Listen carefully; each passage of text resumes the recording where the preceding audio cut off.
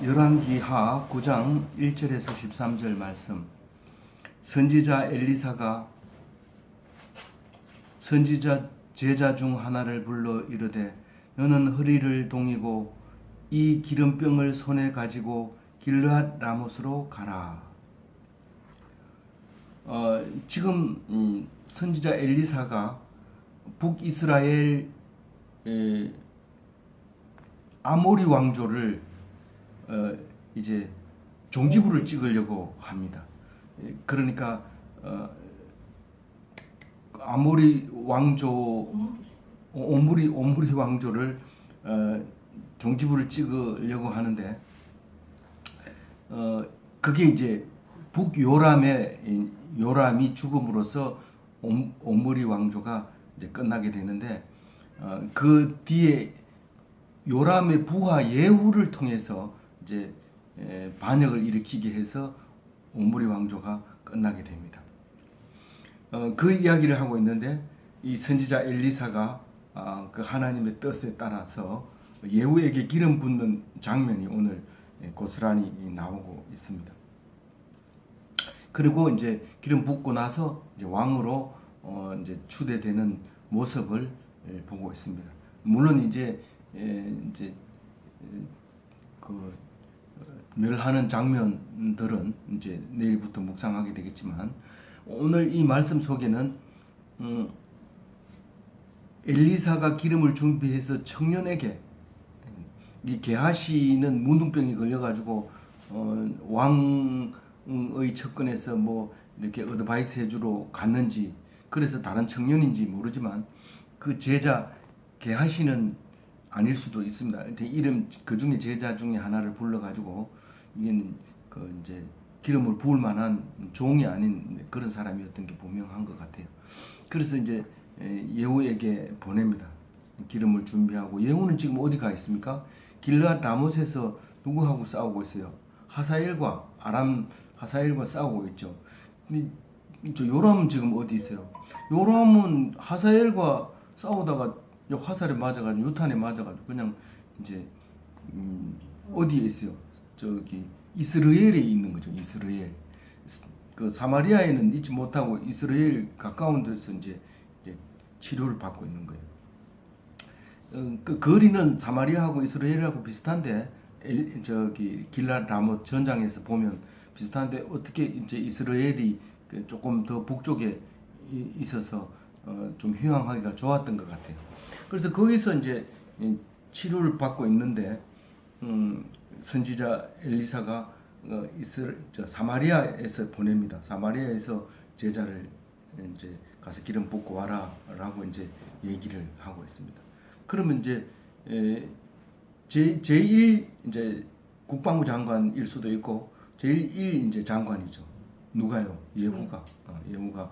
그래서 가자마자 예후를 찾아서 이제 뭐 여럿이 있는 데서 그러지 말고 일어서게 해서 골방으로 데리고 가서 거기서 기름을 부어라. 알겠냐? 이제 2절 말씀이 그 얘기입니다. 그래서 3절에 보면 기름을 부으면서 얘기를 해야 된다.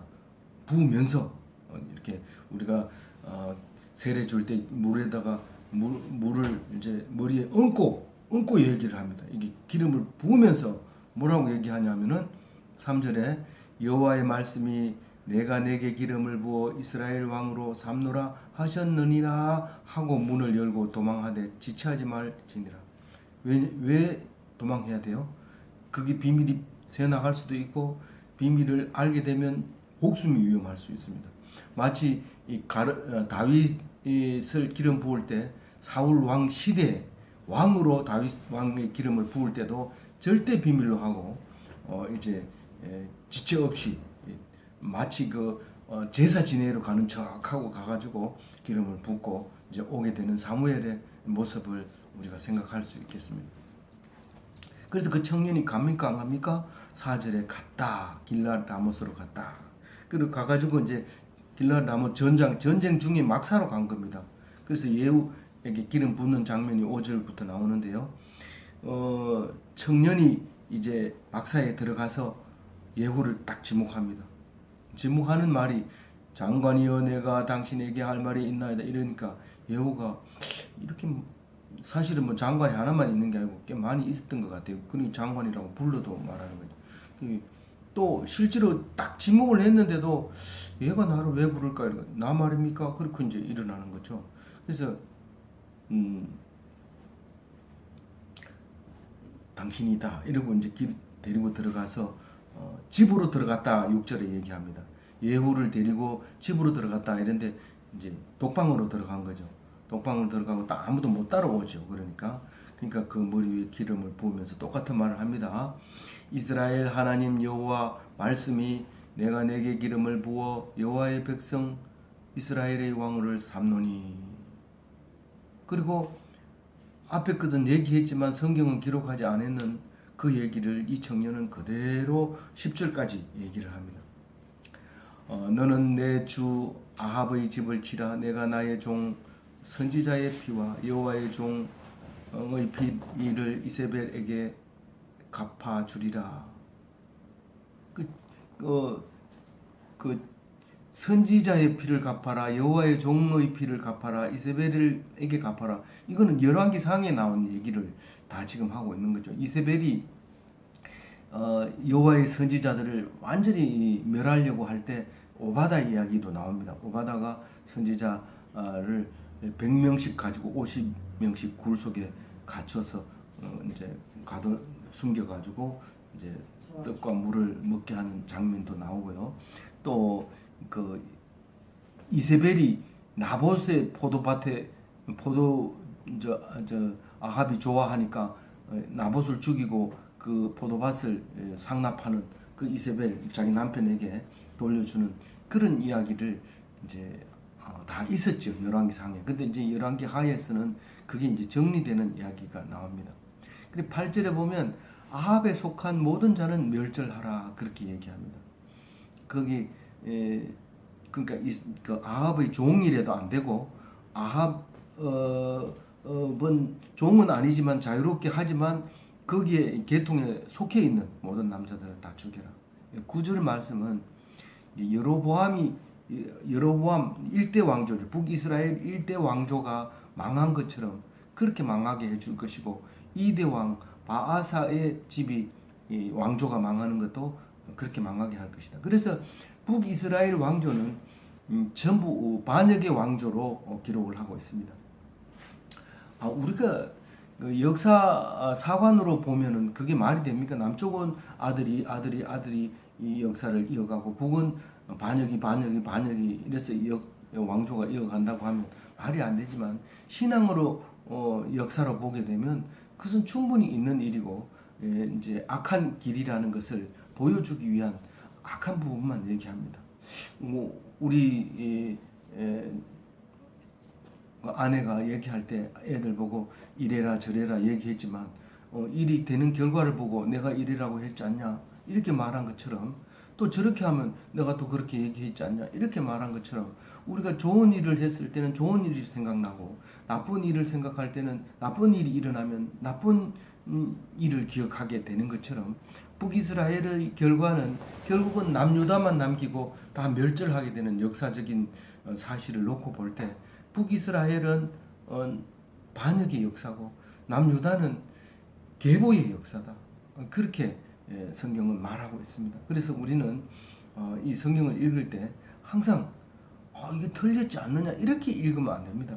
하나님이 우리에게 어떤 메시지를 주려고 하는구나 그것을 우리가 기억을 해야 할 것입니다.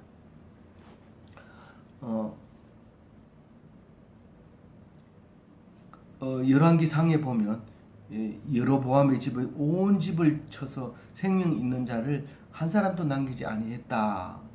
그래서 그것은 아히야를 통해서 이미 말씀하신 말이 이루어지려고 했던 것이다 라고 얘기합니다. 그리고 그 여로보암은 1왕조 1대 왕이라고 얘기를 하죠. 그리고 바하사는 2왕조 3대 왕이었어요. 근데 지금 북이스라엘의 예후는요 5왕조 10대 왕입니다. 근데 이제 5왕조 10대 왕을 이제 멸하려고 합니다. 그래서 이제 요람을 죽이게 되는 거죠. 요람을 그 아들 요람을 여호람이라고도 하고 요람이라고도 하는 그 왕을 이제 예후가 죽이면서 그 어머니 그 이세벨도 죽이는 이제 장면이 나오게 됩니다. 10절에 보면 이세벨은 개들이 먹으리라. 이거는 아마 이미 예언했는 말씀이죠. 예언했는 말씀인데 이제 그 얘기를 해주고 혼쭐이 나도록 이제 도망을 나와서 빨리 도망을 옵니다. 뭐 잘못된 것도 없는데 도망가냐? 그렇게 해야 돼. 도망가는 자처럼 황급하게 도망을 가야 돼. 안 그러면 죽어요. 그때 당시에 보면 도망 안 가도 될 것 같이 보이지만 하나님은 하라면 막 해야 됩니다. 악을 위해서 도망갈 때는 이렇게 무섭게 도망을 가야지 뭐 슬슬 도망가다 딱 잡히면 꼼짝 없습니다. 이렇게 명령에 순종해야 됩니다. 그래서 개들이 이스라엘 성 곁에서 이세벨의 물 먹을지라. 이게 열왕기 상에 이미 나왔던 말이고요. 열왕기 요 뒤에 36절이니까 우리 바로 뒤에죠. 요거 읽고 난 다음이죠. 그러면 그 디셉 사람 엘리야를 통해서 이 예언을 했던 이야기를 이제 상기시키게 해줍니다.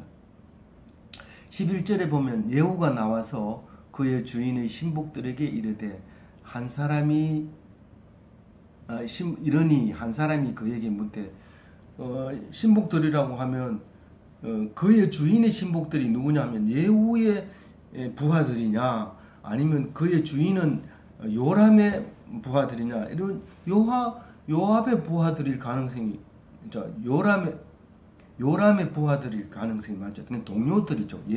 장관이 예후고 다른 장관들이 이제 말합니다. 평안이냐? 미친 자가 무슨 까닭으로 그대에게 왔더냐? 이렇게 물어봅니다. 그러면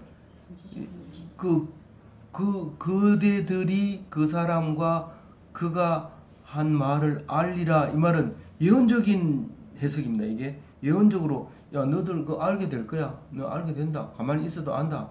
뭐 이런 말일 수도 있고 너 세번역이나 이런 걸 보면 니들이 알지 않느냐? 뭐 이렇게 말하기도 하고 어쨌든 안 가르쳐주고 있는 거예요. 그러니까 12절에 안 된다. 니 지금 우리는 모른다. 그게 말이 되냐? 말해라.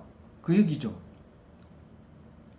그대는 우리에게 이르라 말해라 이 말이죠. 그러니까 12절에 그가 이리하여 말하기를 네가 내게 기름을 부어 이스라엘 왕으로 삼는다고 하나님이 말씀하셨다. 이렇게 얘기를 합니다. 근데 그게 하나도 의심하지 않고 거기에 앉아서 듣고 있던 사람들이 일제히 일어나서 황급하게 아주 다급하게 급조를 해서 순식간에 옷을 쫙 벗고 여기는 섬돌이라고 했는데 잘 안 쓰는 말이죠. 옛날에 이제 높은 마루를 올라가기 위해서는 돌 층계가 있는데 그 돌 층계를 섬돌이라고 합니다. 중국은 이 섬돌을 아주 높이 하면서 양쪽에 용으로 세우고 왕이 앉게 하려면 그런 섬돌을 쭉 높은 여러 개 놓고 또 중간층이 또 있고 또 여러 개 있고 또 중간층이 있고 양옆에는 돌로 용을 새겨서 놓고 있는 그런 이제 섬돌을 얘기하는 거예요. 그 돌 층계에다가 쫙 옷을 깝니다. 그리고 그 위에 예후를 앉힙니다. 우리가 결혼식을 할 때라든가 이렇게 저희 예배 시간에 목사님이 들어가는 길에 카페트를 쫙 깔지 않습니까? 이게 지금 그 얘기하고 있는 거죠. 그래서 이제 예후를 앉히고 그 다음에 뭐 해요? 보세요. 뭐 했는지. 딱 앉히고 나서 나팔을 분다는 것은 모든 사람이 들으라. 모든 사람 들으라. 예후는 왕이다. 그렇게 이제 불모로서 이제 오왕조가 이제 탄생하는 순간이 됐습니다. 이제 더 재미있는 역사적인 스토리는 내일 다시 그렇게 얘기를 하도록 하겠습니다. 감사합니다. 이 말씀 오늘 말씀은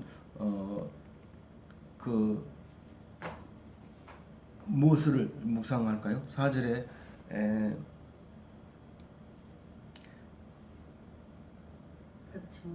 그 선지자의 청년이 예. 길라랑으로 온다. 이거 4절을 읽으면서 무슨 생각을 해요? 우리는 아주 복잡한 전쟁을 하고 급하고 막 신속하게 돌아가지만 하나님은 그 속에서도 여전히 하나님 나라를 위해서 일하고 계신다 하는 것을 읽을 수가 있지 않겠습니까? 4절 말씀에서. 그래서 오늘도 예수님께서 어디 계셔요? 하나님 우편에서 뭘 하고 계셔요? 이 나라를 통치하고 계십니다. 언제까지요? 우리가 모든 원수를 이길 때까지. 모든 원수는 누구예요? 미워하는 거, 싫어하는 거, 우울한 거, 또 막 열정이 솟아나는 거, 막 뜨거운 거, 이게 전부 원수입니다. 그것을 잡아라, 죽여라. 그러면서 환상도 뭐 환상이 아니고 뭐죠? 그게 뭐 창난을 일으키고 이런 것을 하지 못하도록 이기고 마지막 원수인 죽음까지 이길 때까지 예수님은 하나님 우편에 앉아서 지금을 보고 있습니다. 우리가 지금 당장 급하더라도 하나님을 생각하며 예수님을 생각하면서 기도하면서 예수 이름으로 살아가는 기독교인이 되시기 바랍니다. 아멘.